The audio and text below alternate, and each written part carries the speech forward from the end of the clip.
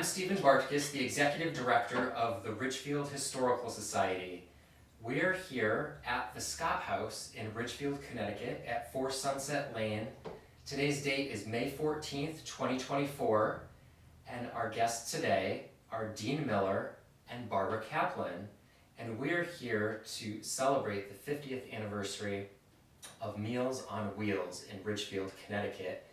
And we'd love to hear more about both of your experiences with the organization. Thank you so much for joining us today. Thank you for inviting us. It's a pleasure to be here. So, as Stephen mentioned, I'm currently with Meals on Wheels, and I'm the board chair, and have been for about 7 years.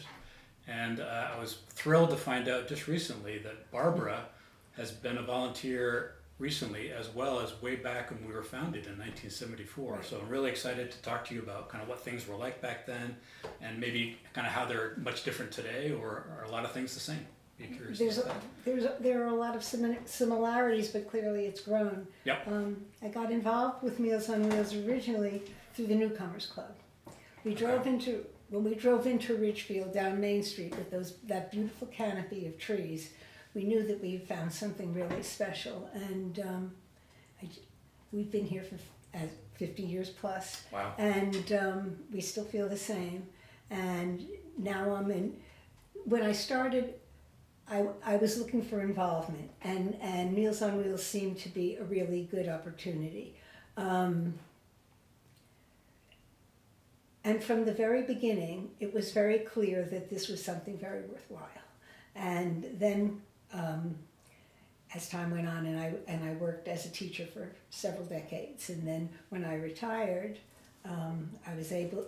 At first, it's well sought after because I understood there was no room for, or there was no space for a volunteer at the time. But I kept my eye out, and I volunteer at the library as well. So through Chris Nichols, I was able to reconnect and get back in. And I've mainly been a driver, and when I first started, clearly it was much smaller, and it was a more compact, perhaps is the right word, organization. I mean, there just wasn't, everything was smaller. Yep. So I drove, but I also organized volunteers and kept myself as a backup.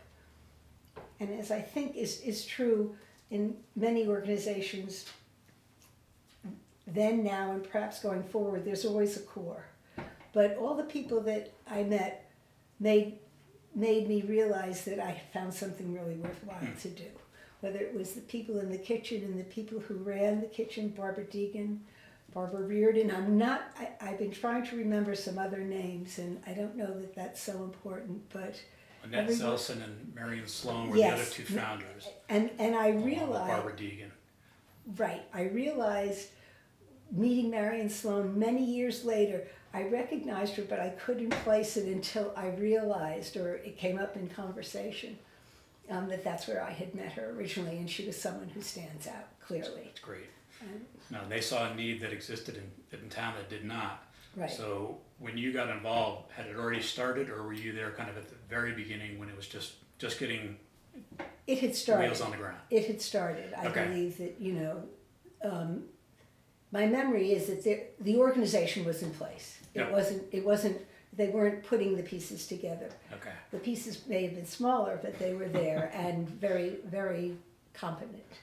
And I heard back then, originally we were only serving about 24 meals a week. Something like that. Yep. Right. And obviously that number grew even over the first year as word got out. But at that time, it was something that was very different in town that did not exist. So what, as a resident, did you hear a lot in the papers, and did you get a lot of feedback from maybe the clients that you delivered to as to what was their experience with this brand new organization in Ridgefield? One thing that's consistent is the appreciation that all the clients had for having the opportunity to stay in their house or have that space and time of need fulfilled, and it was huge. One thing that was different, maybe it's because it was smaller, or maybe because interaction in media and everything has changed a lot of things. I think we spent more time, not necessarily sit down at the kitchen table and talk, but there was a little bit more interaction. people were very receptive. Some people are always reluctant and a little self-conscious, understandably. Yep. And I think it was important to let them know that we were there, and it was a pleasure to be able to do things. Yep. It taught me, first of all, how to find my way around Ridgefield, because that's really how You I learned learned. all the roads very I knew quickly. all the roads. I got lost on every road, I'm sure, more than once. That's how you learn. That's how you learn. What was I saying? Oh, but people were really very happy to have that opportunity, and I will say, the one thing that's consistent from beginning to end was the quality of the meals. Great. I mean, I've heard other people say in other parts of people who have either had Meals on Wheels or worked for Meals on Wheels or known about it, and it's not hot dogs and beans. No, And that's it never something I has think been. has set us apart from the beginning, and I didn't realize that we were only one of 2 locations in Connecticut that it was independent. All the food was prepared separately from an institution, and there was no government or state funding to support. And I think that's what's helped kind of start our character from day one and has not changed. Has not It's changed. that ability to be flexible, take any client, whether they don't have income or age issues, or there's no waiting list or any quotas that we have. And we can start them immediately. You know, there's no delay to fill up any paperwork that takes us a week before we can get your meals. Right, no government red tape, and that appreciation is expressed from the beginning to the end. I mean, one thing that was different, and you talked about the size, and I do remember, I kept myself as a backup, and because things do come up, and that speaks to the integrity, I think, of the organization, because they really do understand and anticipate any possible glitch or anything that could make it as successful as it is. Yep. And Yep. it's important. There's always a contingency, and there's always somebody who's willing to step in and volunteer on a quick phone call Right. notice or call the night before, and boom, you've got people that show up. And Because it's critical. I mean, you can't get the food to the clients without the drivers. that's right. And that's true today too. And there always were a core, and then there were names of people that I met there, and as I became more familiar and I'd been in town a longer time, those names were outstanding in many areas. So the quality of people that they attract then and now, I mean, it's wonderful. It really is. Yep. And truly, I don't mean that just as an adjective. I mean, clearly, it's a wonder, and it's full of wonder, because someone said to me not long ago, there was a case where we went into a client and there was no answer, and the door was open and there was a note on the card. Everything is masterfully covered, and that's different. There's a sticker if they get a Friday meal.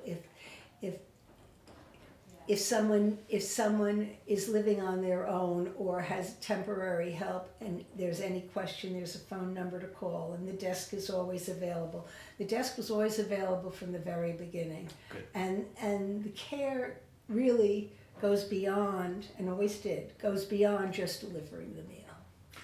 Yeah, and I think that's what makes every Meals on Wheels special. But I think the fact, I like what you said in the beginning, you probably had fewer clients and could spend more time individually with them, whereas today, you've probably got 10 or 15 clients you have to deliver to. And you're right, not all come to the door. Some are not able to get to the door. But the ones that do and are willing to spend some time with you, that could be one of the few times that day or that week that they have a chance to That's get some right. human interaction. And they really appreciate and get connections with our drivers. And I have a funny story to tell. So Great. it is important. And so I used to take my daughter with me, and she was, well, up to about 3 or 4 years old, because then I had my second child, and that's when I kind of had to bow out because I couldn't quite manage everything. All right. But one day, and my daughter Amanda, obviously spoken like a good mom, was just adorable, and curly hair, and kind of sunshine, and she was very friendly. And the clients must have And they loved to see her. They loved, they just, you realize that if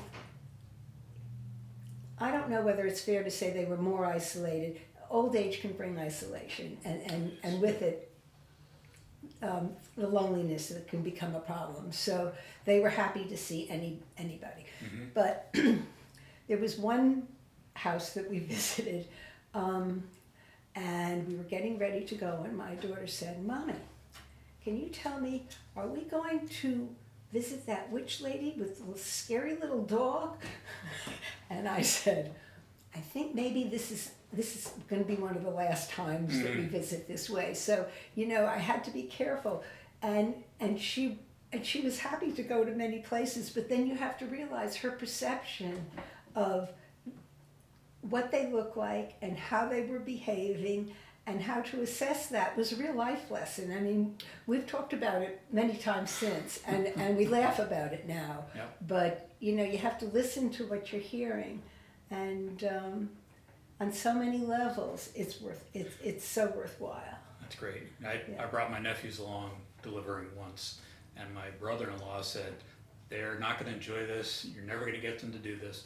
But we did it, and they said the next time they came, could we go deliver again? And two little boys, which prefer to stay on their video games. Right. They really enjoyed what they did and got a chance to say hello to some people and learn a little bit about what giving back to the community means. If you don't teach them and if they don't experience it, they don't. Yep. They don't permit. I took my grandson one time, and this was totally different. I just am remembering this. And we were in the building behind the police station. Yep. The first one. And I delivered there several times, and Ethan was with me, and we had been here, there, and everywhere, and he was my navigator because there were some roads that, even though I thought I knew, I made a few wrong turns, and he was very capable of straightening me out. Anyway, we went into this one building, and the last meal we delivered was downstairs on the A level, which is below ground, which is right out into the ground. And the lady who opened the door was so friendly, and Ethan looked in, and it was really sunny, and she said, "Let me open the door so that you can see." She said, "The best part of this is, it's sunny and I can get outside." And when we left, Ethan said to me, if you have to go and end up if you have to move to an apartment, this is the one you should try to get to. And I thought, that was great. I mean, he said, it's convenient, and he had the whole architectural plan figured out. So, you would come and visit. It's really good. And another thing that's really worthwhile, and I really should mention, when we first moved to town, I've always been interested in the library and books, and my son was very interested in dinosaurs, and children's literature was not then what it is now. No. But he loved dinosaurs, and the pictures were enough to attract him. So you would get a little encyclopedia with some great pictures and just read the captions. Well, every time a new book came in about dinosaurs, Joan would call and say, "Barbara, we got 3 new books in about dinosaurs, and I think Ethan would like that." And that kind of concern and connection. And now I'm delivering meals to her, and I am so happy to do that because it's such a payback. I mean, Yep. And through all of these decades, I mean, she always asks about the kids. She remembered what they were interested in, and that kind of attention is, I think, one of the things that makes Ridgefield so special. I mean, no place is perfect, but boy, No, we really, it's a great story. we're not going anywhere, and so.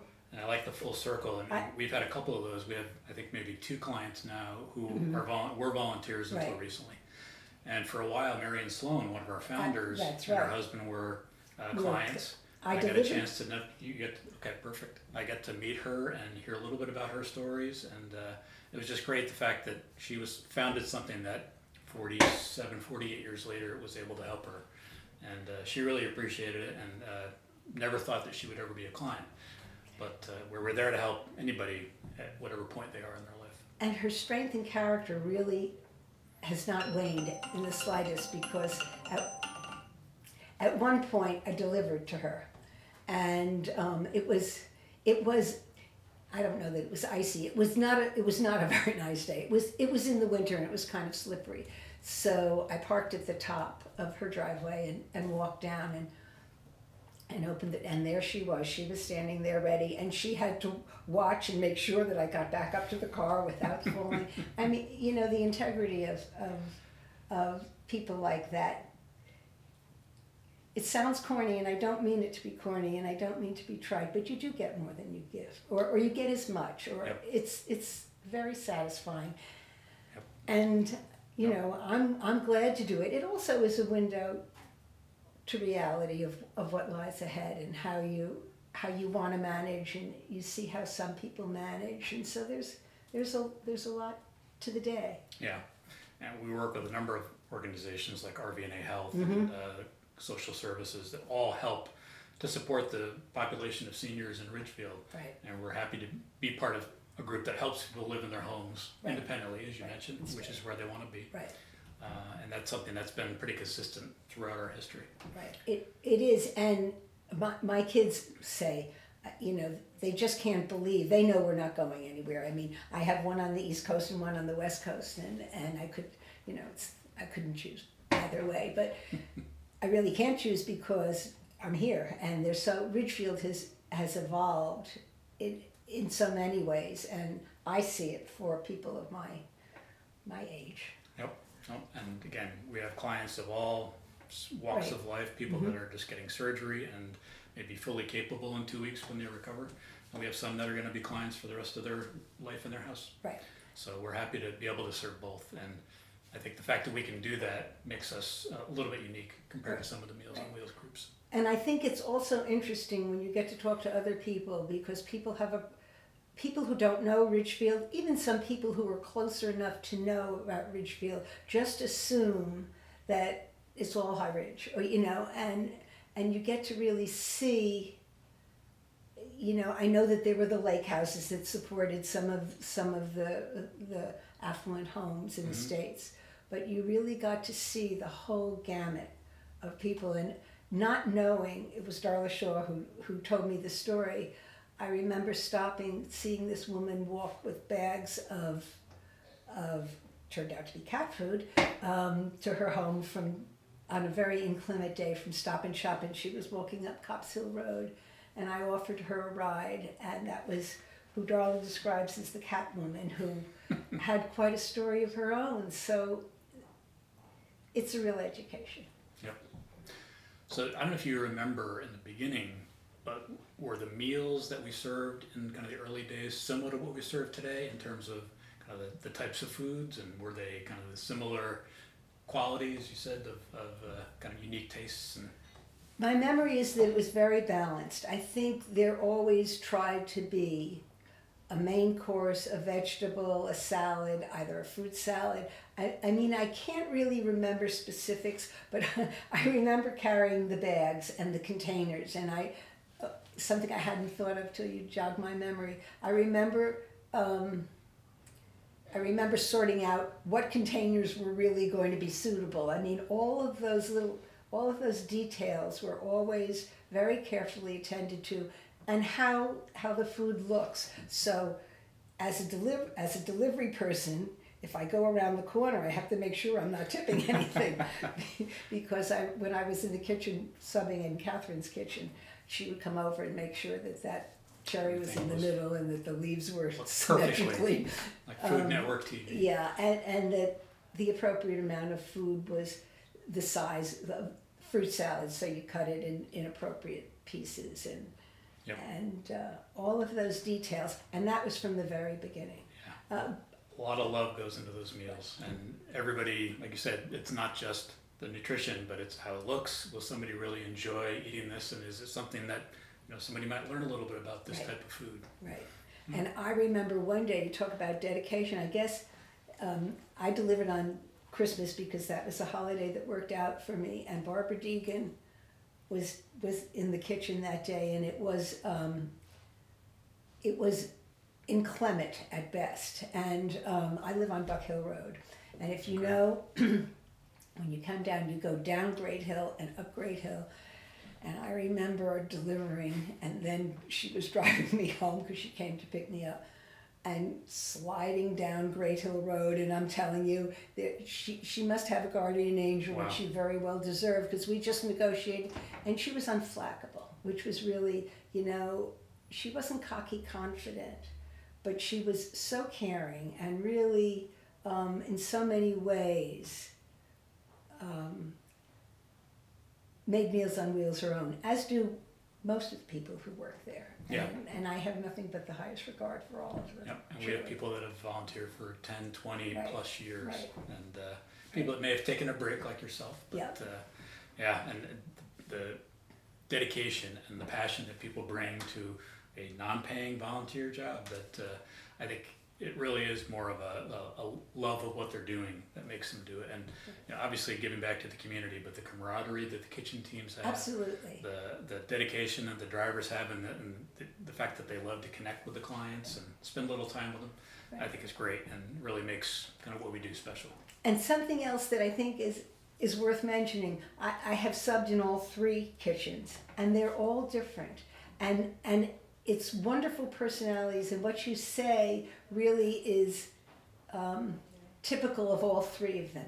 They're different, but there's a group and there's a pride, and I do the salads and I do the sandwiches, and these people are wonderful, and the care of recipes and fellowship and other things that you just benefit from community, and that kind of conversation and relationship it's extraordinary. And has that been that way from the beginning? Again, we have I- Monday, Wednesday, Friday. Each Right. group is unique. I think it was They work always together Monday, so Wednesday, well. Friday. I think so, but and same people volunteered on each Monday, I- or did it shift around? I don't think that there were as many people. I think the people, and I'm not 100% sure. It's my memory that there were people who worked in the kitchen. It was Barbara Reardon. They may have rotated responsibilities for a day. I think Catherine probably would know. I think they might have rotated responsibilities for menus in that kind of organization for the day, but I think the staff was pretty much the same. Okay. And I think it was smaller. Clearly, Yeah. Clearly, it was smaller. I mean, when you had this wonderful renovation, Yes. it was Well, serving 50,000 plus meals each year, we really had to get our operation to be a fine. fine-tuned. It is. And believe me, it's a well-oiled machine. Yeah. Each Monday group, like you say, they've been working together for so many years. They know exactly who's going to do what, and it all comes together in time for the drivers to pick it up. And Wednesday and Friday have the same thing, but they're all a little different. Right. Yeah. They each have their own personalities, and they each have their own slightly different way of doing things, but they get it done. And I think the clients benefit from it because, you know, everybody brings something special and something new. So I think that that's reflected in the meals that they get. Another thing I remember, and my kids would remember this, is I had a vegetable garden. When we moved in, our neighbors across the street, Fran and Bud Hill, who we just absolutely adored, and were more like my kids' grandparents than neighbors. They got me into gardening. Well, she was very successful in teaching me how to grow some crops. So all of the bumper crops then we were able to bring to Meals on Wheels. And, Great. and I love that. And I think still, you know, they take in some. But that was another connection with the community that maybe was a little bit more evident. I'm not sure because I couldn't remember numbers or portions, but I do remember a lot of people donating. And is it St. Stephen's Church that St. has Stephen's Community Right, Garden and I and know- Cornerstone Gardens Right, today. And right. we get a lot of people that offer, you know, to give us a couple of things here. The Right. problem is when you're serving 140 people and 1,000 meals a week, you can't just take a couple of squash. Right, You know, we get 40 pounds of squash Right. a week during the peak of the summer. And our team knows what to do with that, and they can plan their purchases so they don't have to buy Right. fresh vegetables. But you know, if somebody walks in with a a bag one full. bag of something, it's a Or little one difficult. zucchini that's really like a baseball bat.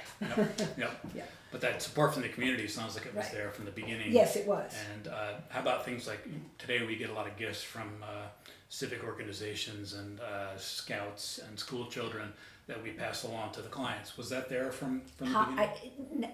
I don't know whether I'm dreaming this or whether I really am remembering it, but it seems to me that holidays were always celebrated because I think there was always an awareness of these people being away from family or having lost family or all of the above. Yep. And that was always considered. I was very impressed, and I got my grandkids involved in decorating the bags. I mean, that people say, well, I hang them up in my garage, or I Refrigerator. save them as they're on the refrigerator, and those touches mean so much, and I think really sets us apart.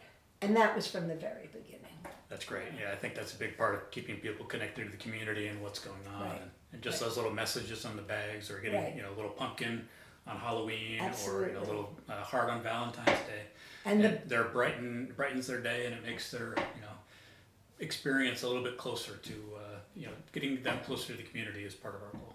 And the birthday bags, always. Yes. And I don't know that I remember that.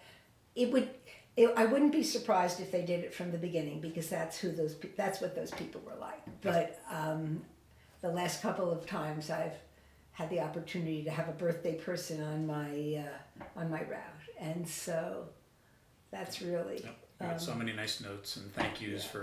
for something that's really, it's phenomenal. It's a nice little bag. It's a couple of treats and a couple of nice little doodads, but there's It doesn't such matter a what it reaction. is. It's just and it's the recognition Absolutely. that somebody wished them a happy birthday. Right, That if their right. family's not in town, or right. they don't Or have even any if family. they are, just. Yep. And one thing that I think is fair to say, the appreciation, and I know the financial arrangement has changed, but it seems to me that I remember that people who had more financial ability always contributed. I think the donations and the recognition of donating to Meals on Wheels has been a priority for Yes. many people. Yeah, we stopped from the billing very about beginning. 3 years ago. I remember. And a number of people were already donors, but more people became donors who could afford it. Right. And we never did turn anybody away for money reasons, but the fact that we were able to go to a free service has made such a difference in the Yeah. lives of people that are on fixed income and, Right. and may not have the means to buy other things. Now that they've got their meals for free, hopefully that's allowed them to expand their financial capabilities. And when you talk about, the nutritional component, I have a friend who received Meals on Wheels for a short time, and they had the ability, but to pay and to buy. But what they learned from getting Meals on Wheels was a lot about portion control and balance. And these are very enlightened people and smart and capable. But that was a learning process, and they received the meals for some amount of time, not indefinitely. But I remember the comment of, "Oh my gosh, I've been doing so much of this, and I really don't need so much of that."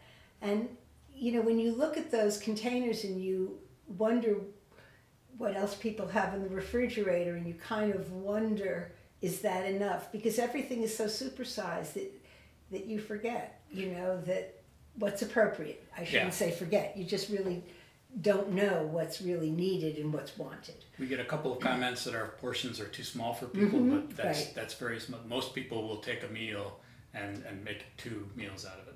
Oh, really? And have a piece for lunch and have a piece for dinner, or take the salad and make that their lunch and then have the entree Right. for dinner. But we got a call from somebody this morning that knew somebody who was eating their food out of a can every night. And again, that's not healthy. I hate to say it, things in cans like soup tend to have a lot of sodium, Yep. and that is an enemy of seniors these days. So we get RB&A health dietitians who look at our menu and tell us what we should be giving more of and less of, and really kind of keep us honest in terms of the amount of nutrition and the types of ingredients that we use, and come up with some great ideas for us to keep things more healthy. Yeah, and you learn that when you work in the kitchen too. I mean, any exposure you get, you pick up things. And the other thing that has been a constant that sticks out in my mind is, and I would want to mention, is people waiting for that food to come. When there are people kind of looking out the door, looking out the window, or just in the wings, and what is it today? And it's so appreciated. It's really nice. That's great. So you mentioned one before, but any other stories you have from either Oh my gosh. recent volunteering or from the beginning that was kind of something that was special to you as a volunteer? Those are the things that really, it's the ones that I told, I guess. I mean, I'll be thinking of them tonight at 3:00 in the morning, but I won't call. No. It's on my mind a lot, because when you drive around and you see some people who clearly have stayed in their homes longer than they were capable of. And then there's one house that I deliver to frequently, where the woman was clearly slipping, but her son lived next door, and I came to the house one day and no one was there and the door was open, and I called, and it was really not typical. And before I called the number, which is on the card that you know that I would have done immediately, their son was next door and I saw his car in the driveway. So either he walked out or somehow I saw him, and he said, "Oh no, she's fine." She had a helper at that point, and I saw her walking up the steps, and I was able to tell her helper that the food is inside, that I wanted her to know, what we had done. Because you walk into someone's house, I don't care who it is or where you are, No. you have to be careful, right? Yes. You want to be respectful. Great. Well, listen, this has been wonderful for me to hear some of the stories about what things were like 50 years ago, and it is great to have you back as a volunteer and to have that kind of perspective on things. And the fact that you're continuing to volunteer today, we really applaud that and thank you for what you're doing. Yeah, and it's the excellence in running the organization is so important, and therefore, my hat's off to you, all of you. Thanks. We have a great board Yes, and 175 volunteers, so it's easy to do when you've got that That's support definitely behind you. more than when we started. Great. Thank you. Thank you.